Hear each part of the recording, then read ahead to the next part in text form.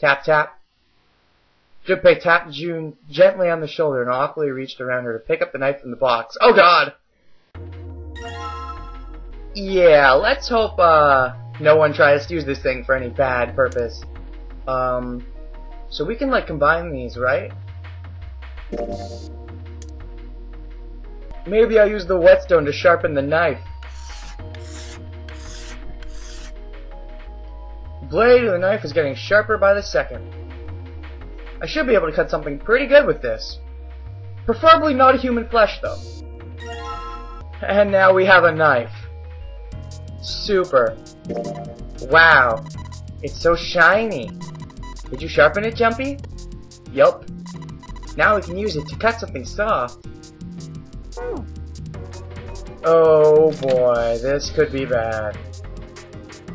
It's a big barrel now. There are cans lining every shelter. Wooden box in the second row, though. Is that it in here then? Cannons lining. Okay. So what are we supposed to cut with this? What am I missing? It's an iron plate over the exit. Yes, cut the iron plate. I don't think we can open it while it's like that. Okay, darn. Maybe this code, because we've been basically everywhere now, I think. Maybe this code has something to do with, this. So it's like, how many plates? 9 plates for appetizers. 9 is 9, even hexadecimal and decimal. There are 10 soup plates. 10 is A in hexadecimal. There are 15 of these seafood plates. It says F on the voucher. Makes sense. There are 16 meat plates. 16 is written as 10 in hexadecimal. That is nuts. Okay, so 9, 15, 10 did you say? No. 9, 10, 15, 16, right? Yeah, okay. Maybe that means something? Possibly. Hey Jumpy, why don't you try entering the numbers we found on the voucher earlier? Oh, right, those. Yeah, oops. So those numbers would be... Wait, what? The one that said appetizer 9, meat dish 10, soup A, seafood dish F. How do we enter F? Do we just say 6 or do we say 15? How do we enter A? Is that 1 or is it like 10? Wait. Meat dish, no, meat dish 16. Okay, yeah. So 9, wait, meat dish 10? Why is the meat dish 10? And seafood dish F? Aren't they reversed, or maybe I'm mixing things up? No, I don't think I am. Maybe I am. So 9, 16, 10, 15? Yes. Convert the 10, A, and F to base 10. Well, that's worth a shot. No dice. Looks like that's too many numbers. Looks like the number on the voucher isn't the actual passcode. Okay, so we can't even just try something random, I guess. Probably in fear of actually guessing the right answer. So, what are we doing then? Bunch of instructions for using the cooking utensils. Nothing really suspicious about that.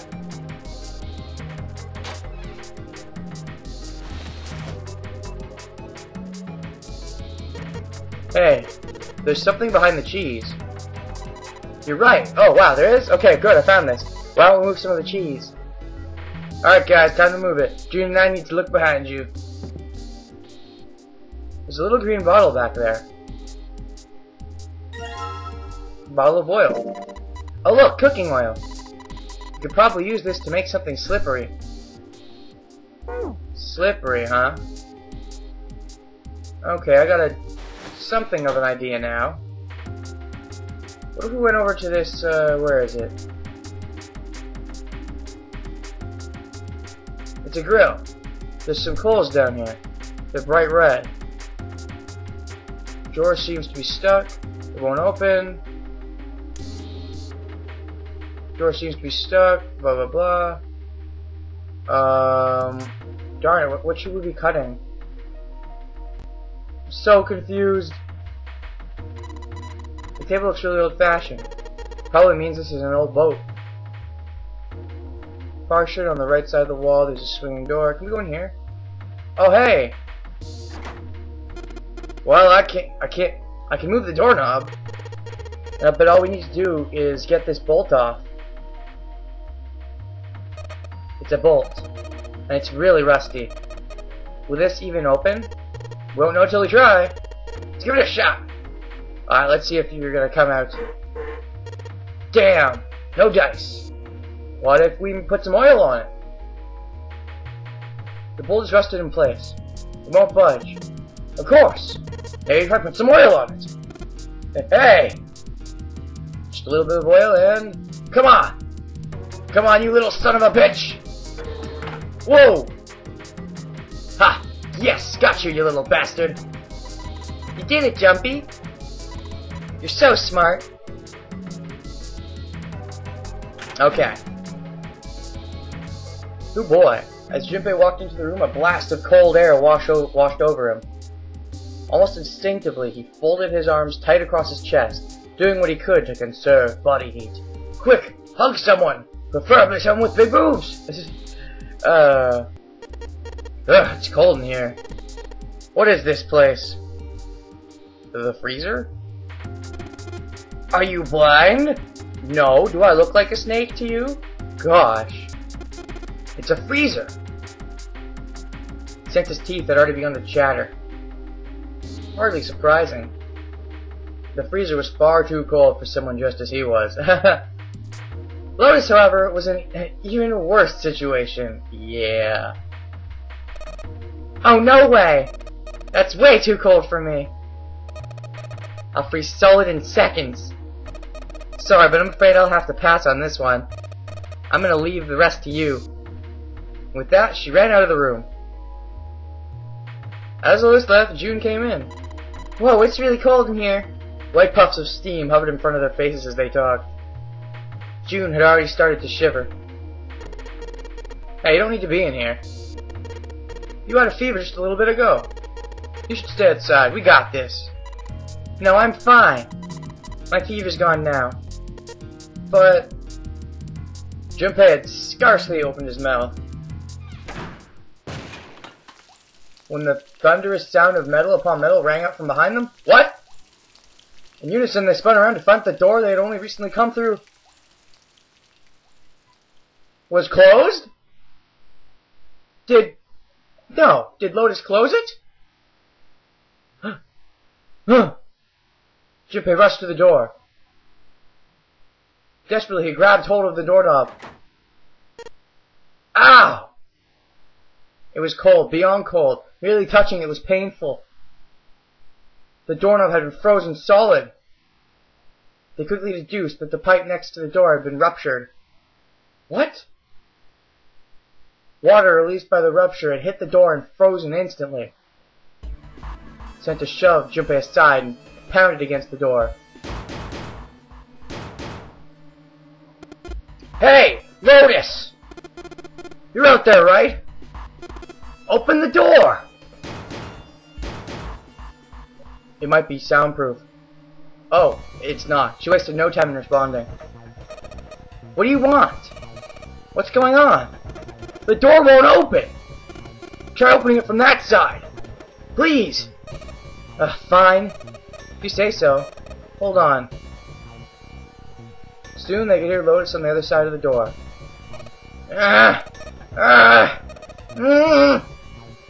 Then the grunting ceased and they could hear light panting as if from exertion. It's no use. It won't budge. You've got more people in there. You figure it out.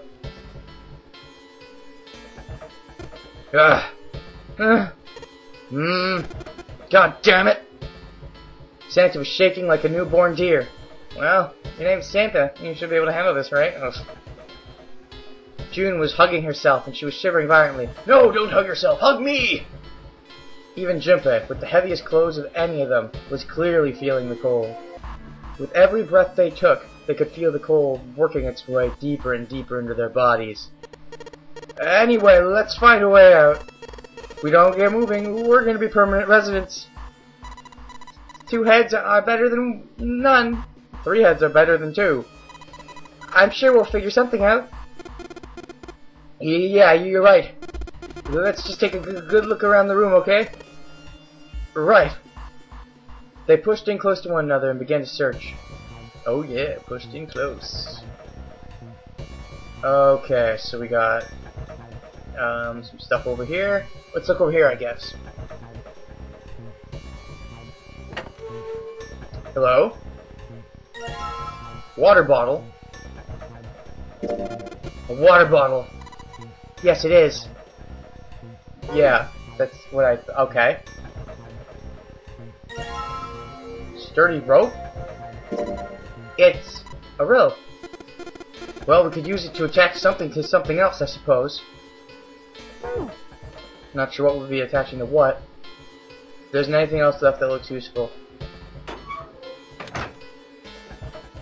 What's in here? What do we got? Frozen chicken. It's really hard. It's frozen stiff. Hey June, can you say that again? Eh? Say it again. It's really hard. Again. It's really hard. Thanks. Something wrong, Junpei? Your face is bright red. It's really hard. You're right about that. There's nothing, I'm fine. It's that hard, you can probably use it as a hammer. Yeah, good point. Maybe we can use it to break something. Okay. What else we got in here? That's a lot of stuff. Ooh, dry ice. Dry ice? Can't you make that stuff cause an explosion if you seal it in something that's airtight? Ooh, explosion. That could be just what we need. Explode? Yeah, didn't you do that in school? I did. You should never underestimate the power of expanding gas. Yeah, I do remember this. Yeah. I actually did a project on dry ice once. Yeah, I didn't actually make it explode, but I got some videos from like YouTube of it exploding, just presented as just a side thing, just to show it off. But yeah, I get the concept. Junpei picked up the dry ice with his sleeve so as to avoid burning himself. Dry ice is just frozen carbon dioxide, right? Yeah, it is. I wonder how warm it has to get for it to turn back into gas again. Hell if I know. How's that going to help us anyway? Oh well, I figure we might be able to use it to get out of here. They were about to move on when June spoke up. Carbon dioxide's sublimation point is 109 degrees. Any warmer than that and it'll turn into gas. Any lower and it becomes a solid. Junpei looked at her, dumbfounded. You a scientist? How do you know that? Tee-hee. Despite my looks, I'm the clean... blah. Oh, I get it, because of the frozen tongue kind of thing. I am the queen of random knowledge. Oh. Looks bad to mess up when you're showing off. I go Oh, you're so cold your mouth's going numb? Yes. What's right? That's right. You're just doing that on purpose, aren't you? June giggled, did her best to hide her guilt. At least she was still feeling good enough to joke around, Junpei told himself. Come on, guys, don't you think that's kind of weird? I wonder why it doesn't turn to a liquid first. Santa was now shivering at an astounding rate. His curiosity seemed unaffected. Junpei, however, was not in the mood to discuss science. He wanted out of the freezer now. It did strike Junpei as rather odd. I wonder why it doesn't turn into a liquid first. Let's just get out of the freezer first. His patience was wearing thin. How the hell would I know? And how the hell is that going to help us get out of here? We don't have time for this crap. Actually... Junpei stopped mid-sentence, surprised by Jun's interjection. Under enough pressure, carbon dioxide will turn into a liquid. What? This isn't really a good time for chat about science. But I was wondering the same thing. Wondering what? Wondering why carbon dioxide doesn't turn into a liquid unless it's under pressure. Right? It just seems weird. Water is a liquid between 32 degrees and 212 degrees. Okay. So why isn't that the case for carbon dioxide? H2O and CO2 are pretty similar. No, they're not. They're totally different substances. Look, guys, if we keep this up, we're just gonna freeze to death. You good with that? You wanna die talking about sublimation and gases? Because I sure as hell don't. He fixed both of them with a glare. Now let's get back to work. Assuming you don't want to end up like a pair of ice sculptures. Junpei turned around. The problem dealt with. I really hope that wasn't a bad idea. Or so he thought. There's a kind of ice that doesn't turn into liquid when it goes above 32 degrees. Huh? I heard about it. Its melting point is 96 degrees. Its melting point is 96 degrees? And then there's a water that freezes at 96 degrees? Yeah. Well, you could also look at it as ice that won't melt until it's 96 degrees. Water that freezes at 96 degrees. Ice that won't melt until it's 96 degrees. That's interesting. Now that was difficult to ignore. Junpei had to ask. So what's this ice with a melting point of 96 degrees called? Heard it's called Ice 9. Ice 9? That number 9 again. That might be important. Originally, Ice 9 was a made-up substance invented by a science fiction author. But recently, scientists have discovered that such a substance actually exists. Trippy. Hold up. So is this thing called Ice 9? Or is it water? Like I said, if the ice is over 96 degrees, it'll be liquid. So under that, it'll solidify. So you can think of it as a polymorph of H2O. Here, think of it like diamonds and graphite. They're both made of carbon, right? But depending on the structure of the crystallization, the hardness and structure are completely different. So you're saying normal water and this Ice 9 are like that? Yep. She wasn't finished. She's got a lot of random knowledge. Have you heard the story about the crystallization of glycerin? For 150 years after the discovery of glycerin, people cooled it, warmed it, and did all sorts of things to it. Whatever they did, it never crystallized. However, one day in 1920, some glycerin that was en route to England by ship was discovered to have crystallized during this trip. Naturally, scientists worldwide wanted to research this new crystallized form of glycerin and began asking for samples of the seed. The Gundam seed! A seed is, of course, a sample of the original crystallized substance. With a seed crystal, further crystallization of glycerin would be a simple matter. However, something very strange happened.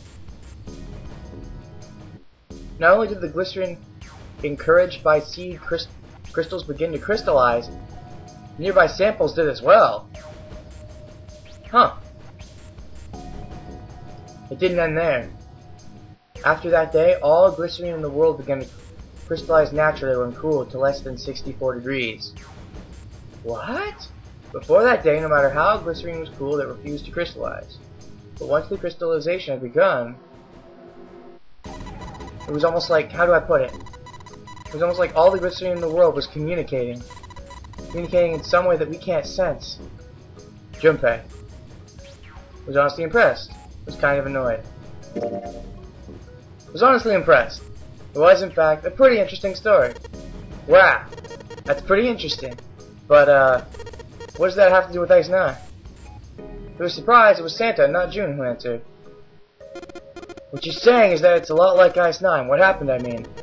A lot like? That would be bad. Water everywhere started freezing at 96 degrees. Man, it'd be the end of the world. Junpei felt that Santa might not be treating the idea of the end of the world with the proper concern. At any rate, we're not going to have to worry about the end of the world, unless we can get out of here pretty damn quick. He was right. Junpei shivered. Alright guys, I think that's enough of that. I didn't think we'd get quite this far off topic. I mean, I know I'm kinda at fault here. We can't be screwing around anymore. Seriously. I might go by this name Santa right now, but I didn't grow up in Iceland. You mean Greenland. I freaking hate the cold. So let's get cracking, alright? We gotta find a way out of here. Santa stomped off, clearly doing his best to pretend the cold wasn't affecting him. Selfish, isn't he? Thought Junpei to himself. Still, Santa was right, and it was high time they got back to their search. Story of Ice Knight had him interested. There'd be time to think about that once they'd gotten out of the freezer. Junpei looked at June, nodded, and resumed his search of the room. Is that important in any way, or was that literally just a random story about randomicity? Let's look at our items. We've got a knife, dry ice, frozen chicken, a water bottle. It's an empty water bottle. The neck is pretty small. I don't think I could fit anything very big in here. What if we went like... Yeah, put the dry ice in the bottle. No? Okay, dry ice. We might be able to cause an explosion if we put it in something airtight and make it melt. So like... Darn. We need to make it melt then. So there's other stuff we gotta look for. This thing's frozen solid. This pork? Yeah, it seems like it. What's this thing? It looks like a tag or something. Chunk of pork? Jumpy, is there a slip of paper in that meat? I think there's something written on here, but I can't read it like this. If we try and pull it out, it'll probably rip. Need to defrost that. Don't think we're gonna be doing that in this room. Okay, darn.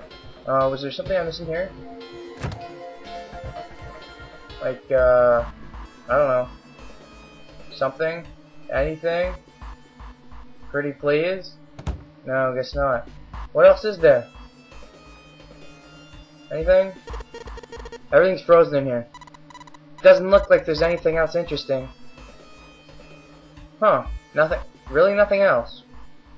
So, do we already have the items we need? Hey, Junpei. Didn't you find some dry ice earlier? Yeah? There's warm water coming out of that pipe. Oh, right. Warm water and dry ice. What do you think would happen if we put that stuff in a sealed container together? Oh, right. Yeah, the warm water. I forgot about that. But yeah, we have the bottle, right? So wait, we have a bottle, and I tried combining it with the dry ice, and it didn't work. So I don't... What? Exactly what are we supposed to do here? I don't know. Let's just try combining stuff, I guess. Like this is like Edgeworth game, combining random pieces of logic. That's what it reminds me of. When in doubt, combine random pieces of logic. Except this time we don't get a penalty if we're wrong. Did it do something? Oh, alright, the dry ice is all in pieces now. Crumpled. Oh, okay, that did do something. I thought I might have to smash up the dry ice, but I thought I was supposed to heat it, so... Now? I'm gonna put these pieces of dry ice into the water bottle. Okay, I just had to beat the dry ice with the chicken first. Gotcha. Beat it with the chicken! Yes! The chicken of justice!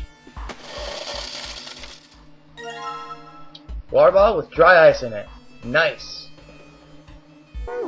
Now we use this over here. There's water dripping from this pipe. Looks like when the pipe burst, the water hit the doorknob and froze in place. This water actually seems almost warm. So can we put, like, the thing here? Not yet, Junpei. We're not going to get the results we want unless you can hook that bottle to the doorknob somehow. It's going to explode right next to the ice on the doorknob. Need to figure out a way to attach the bottle to the doorknob. Combine it with the rope. And let's just tie a rope on here. Water bottle bomb! Haha! Hey, why don't we use that rope to tie the bottle onto the doorknob? That's just what I was thinking. We just have to put some water in it, and then we can give it a good whack with something. Kaboom! It'll explode and break ice off the door. Then what are we waiting for?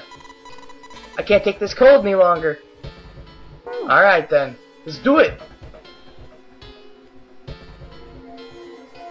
Warm water dripped from the ruptured pipe near the door. Junpei pulled out the water bottle filled with dry ice, let a good amount of water fall in, and then quickly sealed up tight.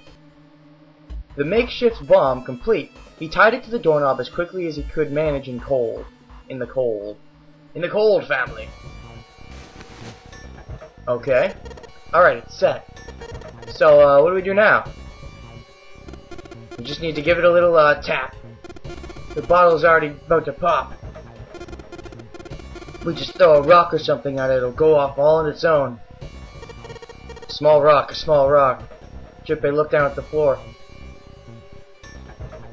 Scattered across it were pieces of dry ice left over from the larger chunk he'd crushed earlier. Alright, this ought to do the trick. He pulled his sleeve down over his head to keep it from getting burned, and grabbed the chunk of dry ice. It was a pretty good size, but as big as a pool ball. He figured it would be just about the right size. Alright guys, stand back. Actually, we should probably hide somewhere. But Santa and June looked at him with new concern. Where exactly do you expect us to hide, genius? The door over there? There isn't really anywhere big enough. Yeah, there is. Look, right here. We can hide in there. Junpei pulled open the door to the small cellar. Come on, get inside, quick. Santa and June nodded and jumped down into the hole. Junpei quickly followed. In his hand, he could feel the chill of the frozen carbon dioxide, even through his sleeve. He tightened his grip, took aim, and prepared to throw. Alright, here it goes. 3, 4, 5. You're counting the wrong way! Oops. That's a really sad excuse for a joke, man. Sorry, dude. Alright, 3 of this time. You guys ready? Yes. Whenever you're ready. Just throw the damn thing. Alright, here we go. 3, 2, 1. Junpei threw the chunk of dry ice as hard as he could. With the same motion, he ducked down into the shelter with Santa and June, just as... Kaboom!